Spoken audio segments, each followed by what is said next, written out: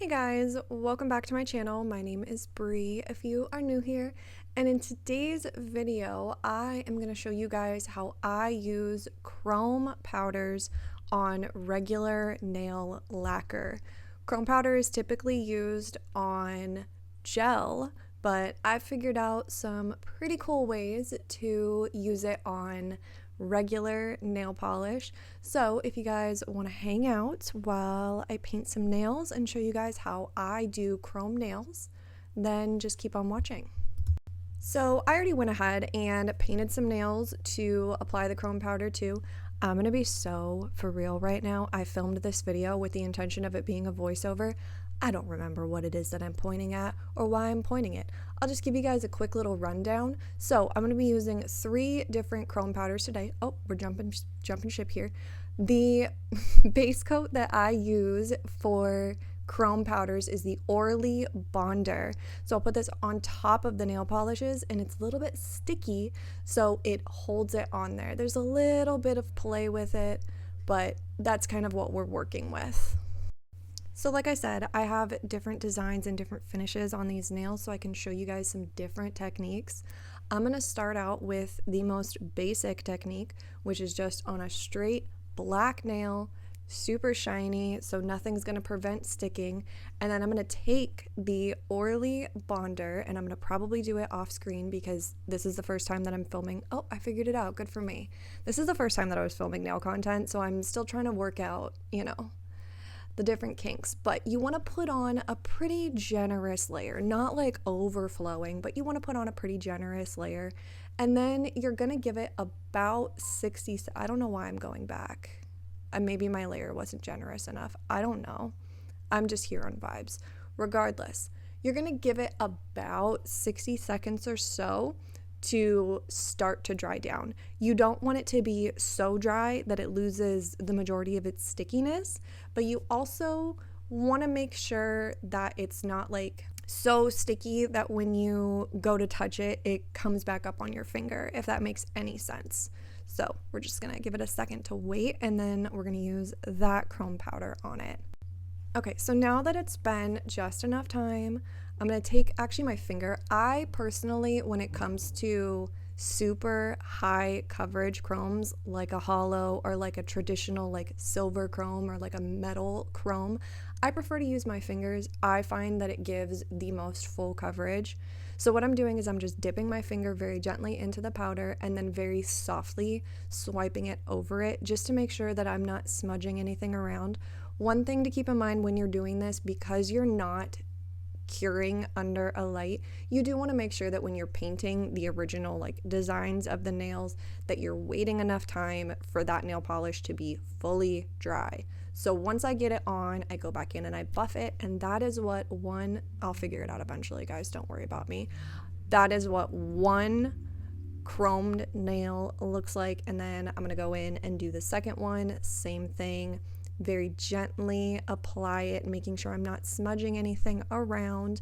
And then once I have it all on there, and so there's a powder layer, I can go back in with my finger and really buff it in and make sure I got it everywhere.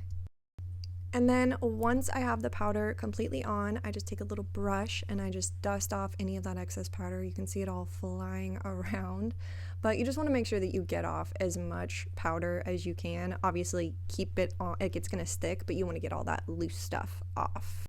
So there is the first chrome nail done. Now I'm going to go in on my next design, which, if I'm remembering correctly, is like the start of a jelly sandwich. I have a base there, and then I have a magnetic nail polish on top of it that I velvetize. I'm going to pretty much do the exact same thing that I did on the previous nail. So I am giving a nice healthy coat of the ORLY Bonder on the entire nail. This is going to be kind of similar to like the Christmas ornament nail trend that was happening, where you had a base coat, a velvetized magnetic layer, and then a chrome on top that kind of just has a flash of color.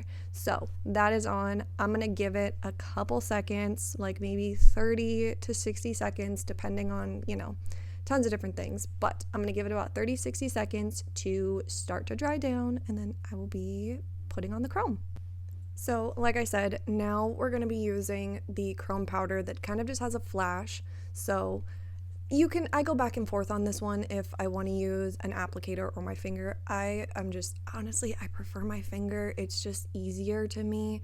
I can feel if there's any like leftover nail polish that didn't quite dry or anything like that. It's just a better tactile sensation for me, I'm gonna be honest with you. So I am just buffing this in, and it's gonna add just like a little bit of a flash and a flicker of color on top of that silver magnetic, and then I'm dusting off that excess powder. I love that the camera and the lights are picking up the excess powder just flying off of that nail. But that is one. I'm gonna do the other. We'll be right back. Okay, so the rest of the nails are going to be chrome designs. So this is a marble design that I have made sure is completely dry, because that typically requires like a slightly thicker application. So I just made sure that it was completely ready for me to just kind of run my finger over it. And I'm gonna do this, the rest of the nails in two different ways. So with this one, you can't see it on camera because again, I don't know what I'm doing, but I am coating the entire nail in ORLY Bonder, and then I'm going to show you guys how I do targeted designs when I have the entire nail coated. So like I said, I have like a marbly design here, so I want to add in a little bit of that like marbly silver veining through this nail. So I'm going to take a pointed Q-tip, and I'm going to dip into the, apparently I'm just showing off the nail because I'm speaking ahead of myself here. I'm gonna dip the very tip of that Q-tip into the chrome powder, and I'm just going to very lightly start tapping and swiping and just adding in just the finest amount of like silver veining through the marble nail, and just kind of, you know, picking and choosing where I want it to be. I'm not really being like super crazy specific with it. You could also do this technique with a silicone like eyeshadow applicator tool, like one that you would use for like metallic shadows and things like that. You could do that with this as well.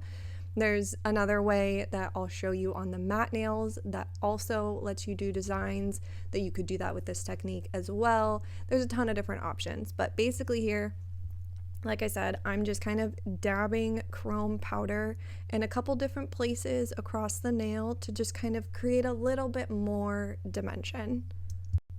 So here on the second nail, I'm actually gonna show you one that I did because it turned out really, really good.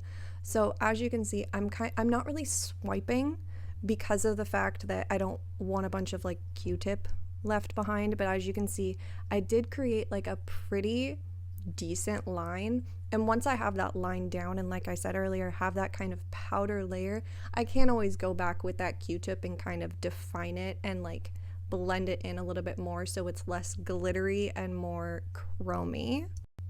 So apparently I just decided not to show you guys the way those ones looked when I was done, but it's fine. We're gonna move on to the matte nails. So the fun thing about matte nails is that no matter what, the chrome powder will not stick to the matte polish.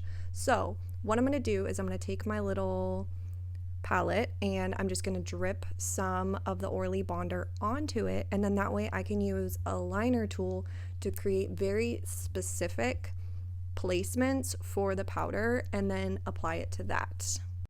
So like I said, I'm just gonna take my liner tool. I've actually cut the brush hairs off of this liner tool so that it is as thin as possible. I'm gonna dip in and pick up just the smallest amount, and then I'm not the best with liners, so I am doing my absolute best here to pull the straightest line that I possibly can, the straightest and thinnest line that I possibly can. Obviously, you know, do whatever design you want, but that is what I'm working with. I know that I had that a lot closer to my face when I first started because I was like, I gotta get this right.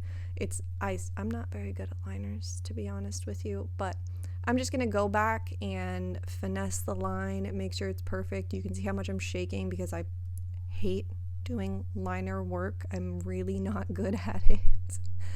By the way, I do just want to say, I'm saying this 10 minutes into the video, but I do just want to say that ignore the little nubbies on the front of the nails. I have found that it's easier for me to file those off once the nails are already glued onto my fingers. I've tried to file them off like just holding the nail and it tears up my fingers. So I just wait and I file it off once it's like securely attached to my hand. So going back in, doing the same design, attempting to be symmetrical, attempting to have the same placement. Big word here being attempting.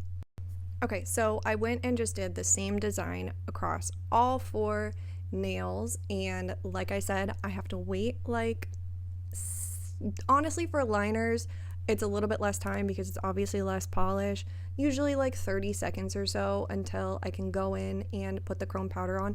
Also, I remembered something that I forgot to say earlier, probably because I didn't show the end result of the marble nails, but I actually didn't go in and use the brush to wipe off the excess on the marble nails because the entire base is sticky.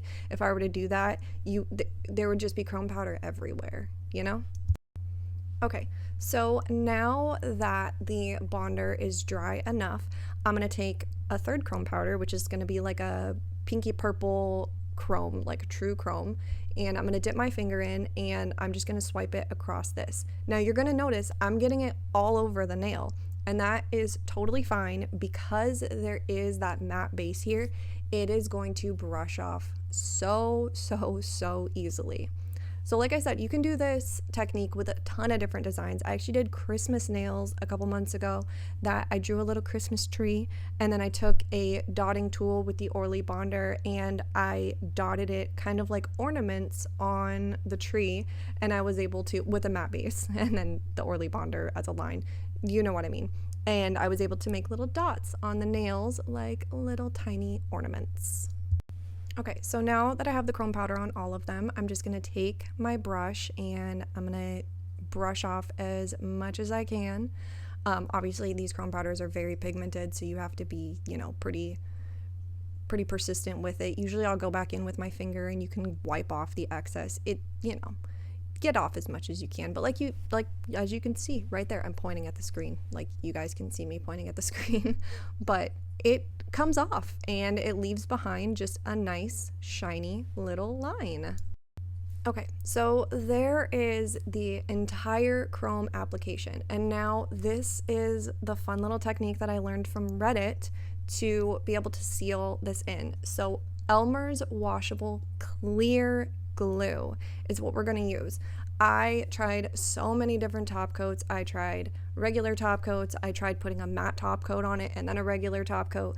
I tried water-based top coats. I tried so many things, and this is the only thing that I have found that will keep the chrome in its most pure chrome form.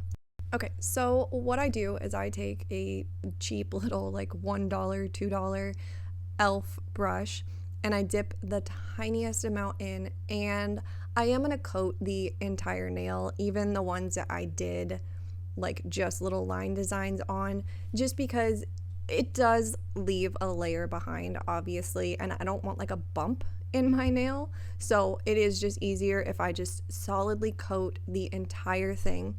So what I do is I apply, like I said, the thinnest amount that I possibly can, and I just coat the entire nail. And typically what I will do after I have like one set of 5 done is I will wipe off the brush on a paper towel, and then I will go back in and I will run the brush over the nails that have had the glue applied to them to just pick up any excess so that I, like I said, have the thinnest layer possible. So now this technique obviously involves glue, and glue takes a hot minute to dry. I leave these nails to dry for probably about an hour. So I don't know, unless you're like incredibly patient and fine with just like sitting there, just like watching TV and not using your hands at all for like an entire hour. I don't know that I would necessarily recommend this technique directly on the nails, just because, like I said, you can't do anything with them for an entire hour. So I find that this technique is better on press-ons. Another thing in regards to this technique that I have learned over time is that I don't really love this technique on super short press-ons. Just something about it, like, it does make the nails a little bit stiffer. It's almost like adding on a couple layers of gel polish. Like it does just genuinely make the nails a little bit stiffer. And something about doing it on really, really, really short press-ons makes those press-ons very hard to glue on your nails because they lose any of that bend to them. Okay, so here is the final set, fully glued. I waited about an hour. I wasn't loving the way that the index finger, the one with like the flicker, was looking, and sometimes that happens. So I'm just grabbing this random Beetles polish that's very similar to the chrome that I was applying and is pretty sheer, so that way I can kind of achieve more so what I was looking for from that nail, because obviously I would like to wear these at some point. So I'm just going to paint that on. As you can see, it just added just a little bit of something extra. But now that the nails are completely dry, the glue has dried, like I said, I gave them about an hour, I can go in and top coat the nails with actual like nail polish top coat. So I'm just gonna do that to all 10 so that they are all finished and ready to go and beautiful. Okay, so top coat is applied to all of them. Look at, I told you, we'll figure this out eventually. So there is the up close shot. You can see all of the different techniques that I used and all of the different applications of chrome. Also, that one that I painted with the Beetles polish does look significantly better now that it has that Beetles polish on top. It just, there was like a yellow undertone to it that wasn't really vibing. Oh, we're coming in close. Okay, love that. So here's where you, okay, we'll figure it out. We're figuring it out. There we go. Oh my gosh. So there is the liner technique. You can see the hollow. I don't know how to work with a mirrored image. There we go. We're figuring it out. You can see the slight veining, the little pop of texture in the marble nail. And honestly, overall, I am so pleased with how this turned out. So while I sit here and figure out how to work out a mirrored image, comment down below and tell me if you would ever wear chrome powder on your regular nail polish, or if this tutorial helped you at all. I would love to hear all about it. Please subscribe if you have not already. It would mean the world to me. Like this video, ring the bell, do all the things. I hope you guys have an awesome, awesome day. I'll see you guys in my next one. Bye.